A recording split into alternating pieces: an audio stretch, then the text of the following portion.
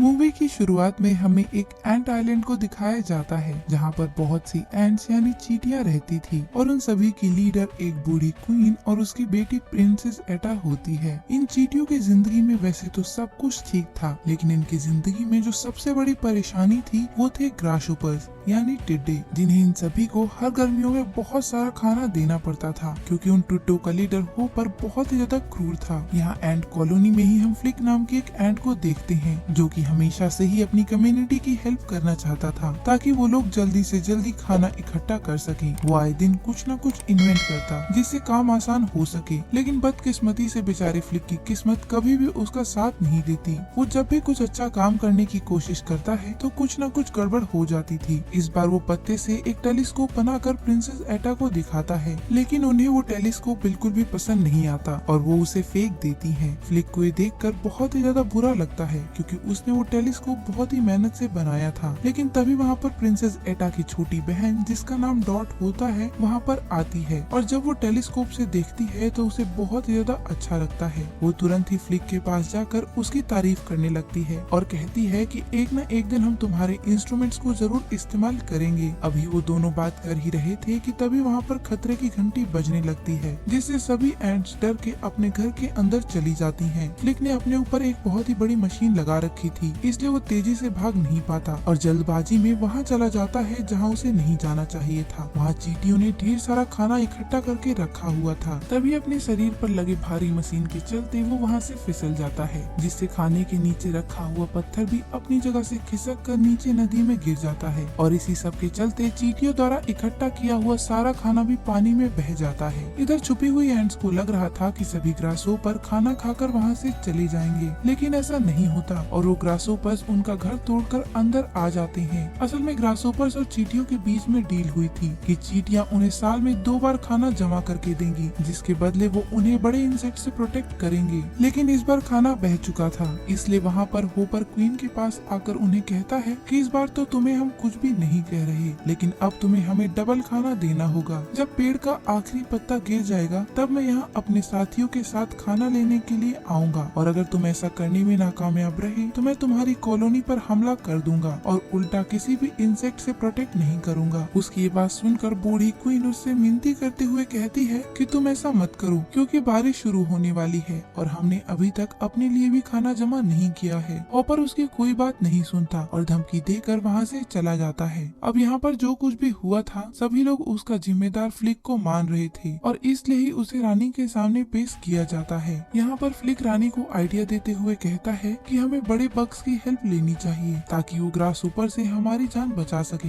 लेकिन इस काम के लिए उसे कॉलोनी से बाहर जाना होगा। अब क्योंकि बाहर जाने में बहुत ही ज्यादा खतरा था इसलिए कोई भी वहाँ जाना नहीं चाहता था। तब फ्लिक खुद बग्स की खोज के लिए कॉलोनी से बाहर जाने का डिसाइड करता है। वैसे भी कॉलोनी के सभी लोग अब उससे परेशान आ चुके थे, इसलिए प्रिंसेस भी उसे जाने के लिए इजाजत दे देती है क्योंकि उसे भी फ्लिक से छुटकारा पाना था। तभी वहाँ पर फ्लिक के पास छोटी राजकुमारी डॉट आकर कहती है कि मुझे तुम पर पूरा भरोसा है कि तुम ये जरूर कर लोगे। फ्लिक अब एक लंबा सफर तय करके बग्स के शहर पहुँच जाता है जो कि बहुत ही ज्यादा एडवांस था। दरअसल ये पूरा शहर एक घर के नीचे बसा हुआ था। यहाँ पर फ्लिक बहुत से बग्स से हेल्प मांगने की कोशिश करता है, लेकिन कोई भी उसकी बात सुनना नहीं चाहता था। यही सिटी में अब हमें एक सर्कस को दिखाया जाता है जहाँ के सभी एम्प्लॉयज को सर्कस के मालिक ने काम से निकाल दिया था क्योंकि वो सर्कस कुछ खास नहीं चल रहा था। सर्कस के सभी बग्स काम से निकाल ले जाने की वजह से काफी ज्यादा दुखी थे और तभी उनके पास दूसरे बग्स आकर उन्हें परेशान करने लगते हैं, जिससे उनकी आपस में ही लड़ाई शुरू हो जाती है और ठीक उसी समय वहाँ पर फ्लिक भी पहुँचता है। फ्लिक को अब ये सब कुछ देखकर गलतफहमी हो जाती है कि ये सभी योद्धा बग्स हैं, इसलिए वो उनके पास आकर हेल्प मांगता है। इधर सर्कस के एम्प्लॉयज को भी लग रहा था कि फ्लिक उन्हें जॉब ऑफर कर रहा है, इसलिए वो लोग उसकी पूरी बात सुने बगैर ही हाँ करके उसके साथ निकल पड़ते हैं। अब सीन शिफ्ट होकर एंट कॉलोनी पर जाता है जहाँ पर सभी चींटियां खूब मेहनत करके ग्रासहोपर्स के लिए खाना जमा कर रही थी क्योंकि इस बार उन्हें डबल खाना देना था। तभी वहाँ फ्लिक अपने बग साथियों के साथ पहुँच जाता है। प्रिंसेस एटा फ्लिक से बहुत ही ज्यादा इम्प्रेस हो गई थी और वो तय करते हैं कि अब वो सभी ग्रासहोपर्स के साथ युद्ध करेंगे। इसी बात पर रात के समय जश्न का आयोजन किया जाता है जहाँ पर बग्स को बताया जाता है कि किस तरह से उन्हें ग्रासहोपर से मुकाबला करना होगा, जिसमें शायद उन्हें शहीद भी होना पड़े। अब ये सुनकर सर्कस के बग्स भी चौंक जाते हैं क्योंकि उन्हें समझ में आ गया था कि फ्लिक उन्हें वहाँ पर क्यों लाया है और वो सभी काफी ज्यादा डर जाते हैं। इसलिए एक बग सीधा फ्लिक के कान में जाकर कहता है कि उसे गलतफहमी हुई है क्योंकि वो फाइटर बग्स नहीं है बल्कि वो तो सर्कस में काम करने वाले छोटे मोटे कीड़े हैं और इसलिए ही अब वो लोग यहाँ से जा रही हैं। इतना बोलकर वो वहाँ से जाने लगते हैं। फ्लिक भी उन्हें पकड़कर लटक जाता है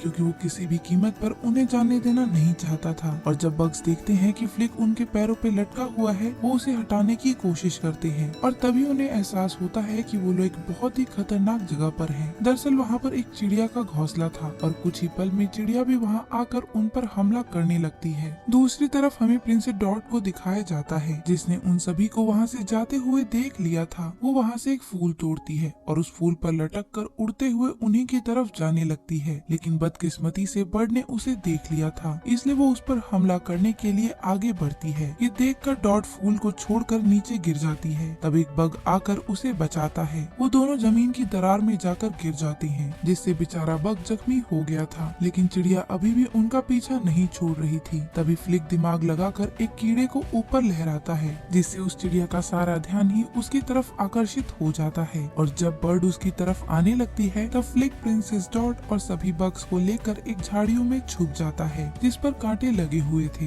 बर्ड उनके ऊपर हमला करने की कोशिश करती है पर कांटों की वजह से उन तक पहुंचने में नाकामयाब रहती है। इससे उन सभी की जान भी बच जाती है। दूर से ही प्रिंसेस एटा ये सब कुछ दूरबीन की मदद से देख रही थी और उनके साहस भरे काम को देखकर सभी चींटियां फ्लिक को हीरो समझने लगती हैं। उन सभी को सम्मान के साथ एंट कॉलोनी वापस लाया जाता है और उस बग का इलाज भी शुरू हो जाता है जो कि प्रिंसेस डॉट को बचाने के दौरान ही जख्मी हो गया था। अब इधर प्रिंसेस एटा भी जल्द ही महारानी बनने वाली थी और साथ ही ग्रासहोपर भी उनसे खाना लेने के लिए आने वाले थे, इसलिए एटा बहुत ही ज्यादा परेशान होती है। यहाँ पर फ्लिक को एक आइडिया आता है और वो सभी को कहता है कि क्यों ना हम एक नकली बर्ड बनाएं और जब ग्रासहोपर्स हमारे ऊपर हमला करेंगे तब हम उस बर्ड से उन्हें डरा कर भगा देंगे। राजकुमारी को भी आइडिया बहुत ही ज्यादा अच्छा लगता है और वो सभी को आदेश देती है कि सभी लोग नकली बर्ड्स बनाने में लग जाएं। एंट कॉलोनी की सारी एंट्स तैयारी में लग जाती हैं और जल्दी वो सभी अपनी मेहनत से एक बड़ा सा बर्ड बना भी लेते हैं जिसे बनाने के बाद वो लोग पेड़ के अंदर छुपा देते हैं। साथ ही एंट्स बहुत ज्यादा खुश होती हैं क्योंकि उन्होंने ग्रासहोपर से लड़ने की पूरी तैयारी कर ली थी, इसलिए रात के समय वो लोग सेलिब्रेशन रखते हैं। लेकिन तभी ये देखते हैं कि कुछ रोशनी से चमकती चीज उनके पास आ रही है और अगले ही पल इनके सामने एक बग अपनी गाड़ी लेकर आ जाता है। वो वही सर्कस का ओनर था जिसने अपनी सर्कस टीम को निकाल दिया होता है और अब वो चाहता था कि सारे बग्स दोबारा से सर्कस में वापस आ जाएं। अब उसकी ये बात बोलते ही एंट्स के सामने सभी बग्स का भांडा फूट जाता है और उन्हें पता चल जाता है कि ये बग्स तो सर्कस के कर्मचारी हैं, ना कि कोई योद्धा बग्स, जिससे राजकुमारी एटा को बहुत ही ज्यादा गुस्सा आता है क्योंकि उनको लग रहा था कि फ्लिक ने उन्हें धोखा दिया है, इसलिए वो उसे वहाँ से चले जाने को कहती है। फ्लिक भी दुखी मन से उन सभी बग्स के साथ वहाँ से चला जाता है। इसके बाद राजकुमारी सभी को ऑर्डर देते हुए कहती है कि जल्द से जल्द तुम सभी लोग ज्यादा से ज्यादा खाना इकट्ठा करो क्योंकि बहुत ही जल्द सीजन का आखिरी पत्ता भी गिर जाएगा, हमें उनके लिए खाना इकट्ठा करना होगा। इसके बाद हमें दिखाया जाता है कि सीजन का आखिरी पत्ता भी गिर जाता है, जिसके बाद ग्रासहोपर्स भी उनकी कॉलोनी पहुंच चुके थे।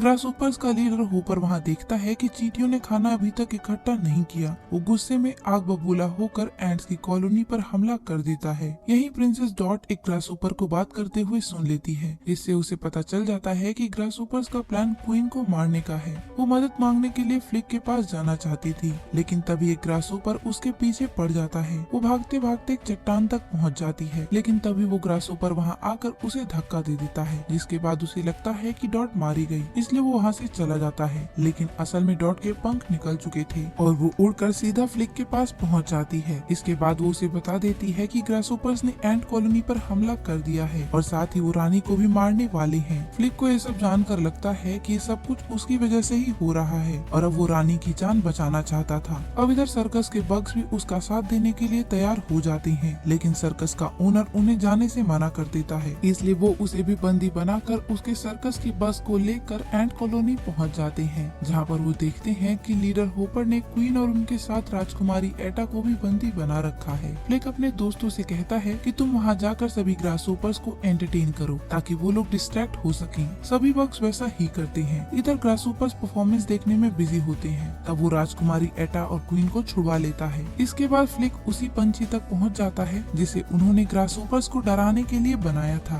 फ्लिक उस बर्ड के अंदर बैठकर आकर सभी ग्रासहोपर्स पर हमला कर देता है। चारों तरफ अफरा तफरी मच गई थी। यहाँ पर जितनी भी एंट्स थी वो जानबूझकर डरने का नाटक करने लगती हैं। तभी एक ग्रासहोपर उस नकली बर्ड में आग लगा देता है, जिससे उन सभी ग्रासहोपर्स को समझ में आ गया था कि असल में एक नकली बर्ड है। फ्लिक भी उसके अंदर से निकल आता है। होपर गुस्से में फ्लिक को पूरी तरह पीटने लगता है। वो सभी एंट्स के सामने उसे मारकर एक उदाहरण पेश करना चाहता था, ताकि कोई भी अगली बार से ऐसा कदम ना उठा सके। लेकिन फ्लिक उसका बहादुरी से सामना करता है और कहता है कि एंट्स में बहुत ज्यादा यूनिटी होती है और अगर एक बार हमने ठान लिया तो हम तुम्हारा खात्मा भी कर सकते हैं। ये सुनकर सभी एंट्स और बग्स के अंदर कॉन्फिडेंस आ गया था। वो आगे आकर ग्रासहोपर्स पर हमला करके उन्हें भगा देते हैं। साथ ही होपर को गिरफ्तार कर लिया जाता है। सभी लोग उसे सर्कस की तोप में भरकर दूर फेंकने की तैयारी करने लगते हैं। लेकिन तभी बदकिस्मती से वहाँ पर बरसात होने लगती है, जिससे होपर को वहाँ से निकलने का मौका मिल गया था। वो खुद को आजाद करके फ्लिक को वहाँ से लेकर उड़ जाता है। वो सभी सर्कस के बग्स उसकी हेल्प करने की भी कोशिश करते हैं, लेकिन वो उसका पीछा नहीं कर पाते। मगर तभी प्रिंसेस डॉट अचानक से फ्लिक को होपर से छुड़वा लेती है। अब यहाँ पर फ्लिक के दिमाग में एक और आइडिया आता है और वो डॉट को खुद को और भी ऊपर उड़ाने के लिए कहता है, ताकि वो लोग उस बर्ड के घोंसले तक पहुँच सके जिसने उनके ऊपर हमला किया था। यहाँ पर होपर भी आ जाता है। फ्लिक उसे अपने जाल में फंसाने के लिए उस बर्ड के घोंसले के पास भगाता है और होपर भी उसे जल्द ही पकड़ लेता है। लेकिन इससे पहले कि वो उसे मार पाता, वहाँ पर बर्ड आ चुकी थी।